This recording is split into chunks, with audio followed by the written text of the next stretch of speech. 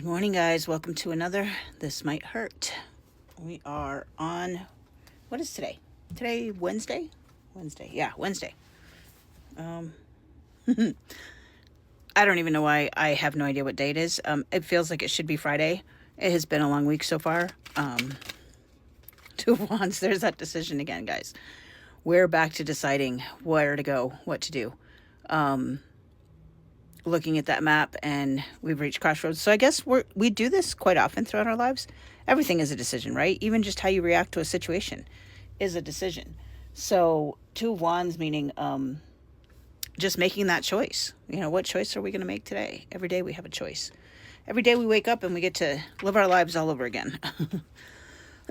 So what choice are we making today? That's the question.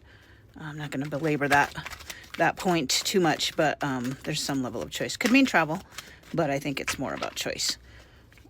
Which direction do you want to go in today? To the Eight of Cups in reverse. So choosing to not walk away from the thing that you need to walk away from. Sometimes we have to walk away from things that no longer serve us, and saying goodbye is not something that I think I was talking about this in my IOP. We were never really taught, or at least I wasn't, how to say goodbye with grace. And things like funerals and deaths are unfamiliar to me. So there's a level of discomfort that exists, because discomfort is nothing more than a lack of familiarity, right? And so in my family, in my core family, we never learned to say goodbye or to have a difficult conversation. And so people just walk away. And when people die, you just don't talk about them anymore. There's no level of processing of grief. And I feel like that's what causes this not being able to walk away, right? We have an innate need to stay because we don't know maybe how to leave, when to leave, what to leave. But that's what I think it is, just not being able to walk away. It could mean someone returning home, coming back to the thing that you need to come back to.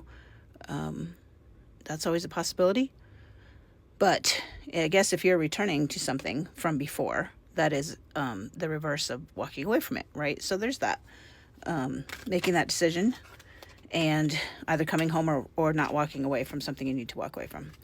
Nine of Cups. This is having everything you need and mastering it, being able to master the thing. No, that not mastery. I think that's more about emotions and mastery and abundance, right? He's got everything he needs and then some. And he's doing it himself. It's not relying on an entire factory to create those vases, right? He's doing it himself, and he's done it a million different ways, and he's good at doing it a million different ways. Just his mastery of his craft, and he's doing it seemingly because it makes him happy. It doesn't look like he's rolling in wealth here, right? There's not a lot of pentacles or anything like that.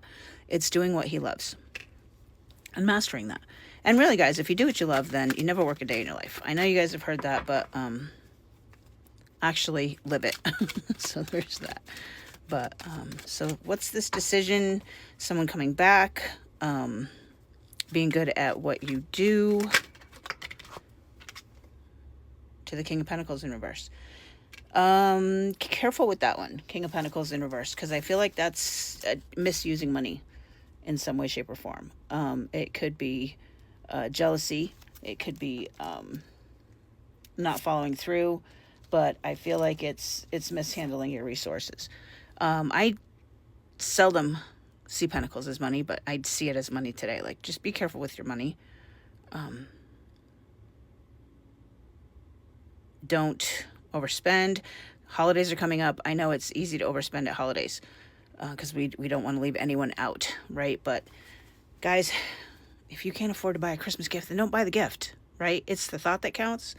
Make sure that you're acknowledging things or doing things or making things. But if you can't afford to buy the gift, don't buy the gift.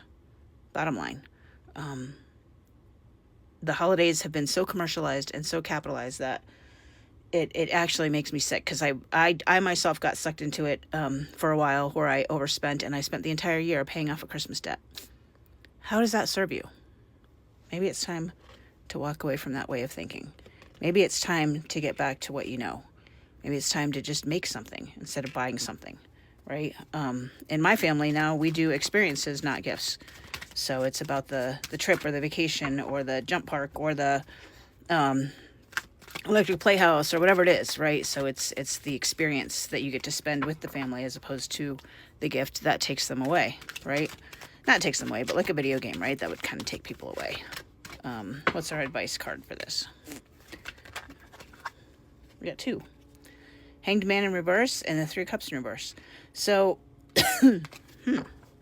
Hanged Man trying to make things, trying to fit the square peg into the round hole. There's going to be people that are going to do it the way that it's always been done. And that's okay. Like, understand that and expect that, and that's okay. They could be a little selfish. They could be, have that victim mentality, right? And thinking the world is all about them. I mean, he's literally the center of the sun right there. And the 3 of Cups is a lack of community, right? So just thinking that, again, it's that selfish mentality. I mean, the 2 together is like an insane amount of selfishness. Be prepared for that. And maybe it's time to be a little more selfish. Maybe it's time to be more selfish with the money that you can't afford to spend on the gift. Maybe it's time to put yourself first. I think that's what this is. Put yourself first. There's a certain amount of shame that we are taught to have when we decide to put ourselves first, because it's not, what is the word? Not good. It's not, well, it's frowned upon, essentially, to put yourself first. I had a reading the other day, and the reader asked me, in what areas do you put yourself first? And, or do you not put yourself first, I should say, was the question. And I was very proud to answer that I couldn't think of not one area of my life where I didn't put myself first. However, I would answer that question very differently today. I don't often put myself first at work. And so that's something that I've had to think about. And not that I should necessarily, but just something to consider, right? At any rate, put yourself first. What you don't see coming at the bottom of the deck is the 4 of Swords. So take some time to think about things away from everybody else, right? So we have all these energies around us all the time, but how often do you sit by yourself in your own energy and think about things that way? It's not very often. It has become more often for me, but that's just because I had to teach myself to do it, really. But it's that rest and renewal phase, right? Of just letting things simmer, if you will. That time is coming. If you don't take that time for yourself, the universe will make that time for you.